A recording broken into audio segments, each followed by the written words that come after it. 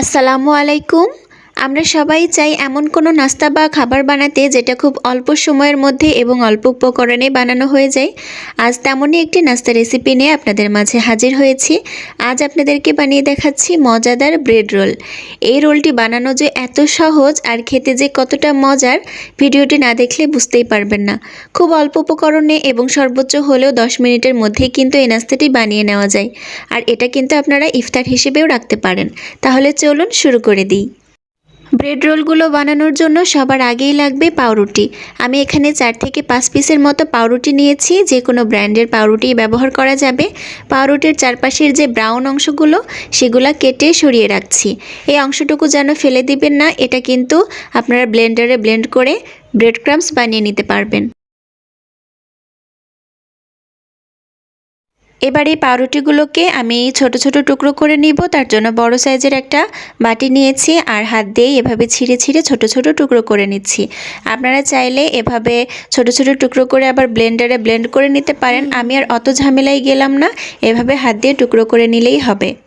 এখন এখানে আমি নিয়েছি 4টা মিডিয়াম সাইজের সেদ্ধ করা আলু, আর এই আলুগুলোকে এখন একটা গ্রেটার দিয়ে গ্রেট করে নিব। আপনারা চাইলে আলুগুলোকে সেদ্ধ করে হাত দিয়েও ভর্তা করে নিতে পারেন। আমি গ্রেটার দিয়ে গ্রেট করে নিচ্ছি। এবারে গ্রেট করে রাখা আলুগুলোকে আগে থেকে টুকরো করে রাখা সেই পাউরুটিগুলোর মধ্যে দিয়ে দিলাম। আর এখন দিয়ে দিচ্ছি আমি এখানে একটু রসুন কুচি। রসুন আমি 2-3টার মতো কোয়া নিয়েছি আর গ্রেটার দিয়ে এভাবে ছোট ছোট করে গ্রেট করে দিচ্ছি। আপনারা চাইলে কিন্তু পাটায় বেটেও 1 চা চামচের মতো ব্যবহার করতে পারেন। এখন এর মধ্যে দিয়ে দিচ্ছি আমি 1/3 কাপের মতো পেঁয়াজ কুচি। আরও দিচ্ছি 3-4টার মতো কাঁচামরিচ কুচি। আপনারা আপনাদের স্বাদ অনুযায়ী ঝালটা বাড়িয়ে কমিয়ে নেবেন।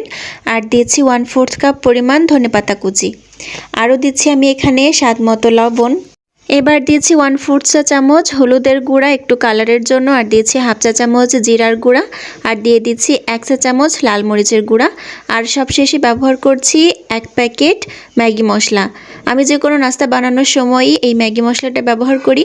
ম্যাগি মশলাটা দিলে কিন্তু যে কোনো নাস্তার স্বাদ অনেকাংশে বেড়ে যায়। এখন সব কিছু খুব ভালো করে মিশিয়ে নিতে হবে। চেষ্টা করবেন ভর্তাটা যেন একটু সুন্দর হয়, এতে করে আপনাদের রোল করতে অনেক বেশি সুবিধা হবে। একটু সুন্দর করে ভর্তাটা করে নিতে হবে। যখন ভর্তা করা হয়ে যাবে তখন হাতটা ধুয়ে নিয়েছি, আর এই শুকনো হাতে এখন একে একে রোলটা করে নিব। আর এই রোলটা করাও কিন্তু খুবই সহজ। কিছুটা ভর্তা নিয়ে হাতের মধ্যে গোল করে নিতে হবে, তারপর একটু লম্বা শেপ দিয়ে দিতে হবে। দেখতেই পাচ্ছেন আমি একে একে কিন্তু সবগুলো রোল বানিয়ে নিয়েছি। ব্রেড রোলগুলো বানাতে কিন্তু 5 মিনিটের মতো সময় লেগেছে। আর এই ব্রেড রোলগুলোকে এখন ব্রেড ক্রাম্বসে গড়িয়ে নিব। আমি একটা প্লেটে কিছুটা পাউরুটির গুঁড়া নিয়েছি, আর এই পাউরুটির গুঁড়ার মধ্যে একে একে যে রোলগুলো বানিয়ে রেখেছি ওগুলো গড়িয়ে নিব। একে একে সব রোলগুলো আমি একইভাবে ব্রেড ক্রাম্বসে গড়িয়ে নিয়েছি। আর এই পর্যায়ে কিন্তু আপনারা এগুলা ফ্রোজেন করতে পারেন। আমি আর ফ্রোজেন করছি না, একবারে তেলে ভেজে নিব। তার জন্য আমি চুলায় আগে থেকেই পরিমাণ মতো তেল গরম করতে দিয়েছিলাম। তেলটা খুব ভালো মতো গরম হয়ে গেলে কিন্তু রোলটা দিতে হবে, নাহলে কিন্তু আলুটা ছড়িয়ে যেতে পারে। তাই চেষ্টা করবেন তেলটা একটু ভালো গরম হয়ে যাওয়ার পর রোলগুলো ভেজে নেওয়ার জন্য। আর চুলার জালটা কিন্তু মিডিয়াম টু হাই রাখতে হবে, কোনোভাবে লো আছে এগুলো ভাজা যাবে না। এক পাশে যখন কালার চলে এসেছে উল্টে আমি অন্য পাশেও একই রকম কালার করে ভেজে নিচ্ছি।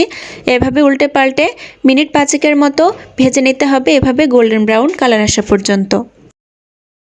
আমার কিন্তু এক ব্যাচ ব্রেড রোল ভেজে নেওয়া হয়ে গিয়েছে। আমি এগুলা তেল ঝরিয়ে উঠিয়ে নিচ্ছি। এগুলা ভাজতেও কিন্তু খুবই কম সময় লাগে, যেহেতু সব কিছুই সেদ্ধ করা। আর এই ব্রেড রোলসগুলোকে আমি এখন পরিবেশন করে নিয়েছি সসের সাথে। দেখতে পারলেন কত সহজে এবং কত কম সময়ে এই ব্রেড রোলসগুলো বানিয়ে নেওয়া যায়। অবশ্যই বাসায় কিন্তু ট্রাই করবেন। আসছে রমজানের ইফতারেও কিন্তু আপনারা এগুলা ঝটপট বানিয়ে নিতে পারবেন। আর এটা খেতে কিন্তু অসম্ভব মজার। অল্প সময়ে বানানো হলেও এই নাস্তাটি কিন্তু আমার কাছে আজ পর্যন্ত বানানো নাস্তাগুলোর মধ্যে বেস্ট লেগেছে। আশা করি আমার আজকের এই সহজ নাস্তা রেসিপিটি আপনাদের কাছে ভালো লেগেছে।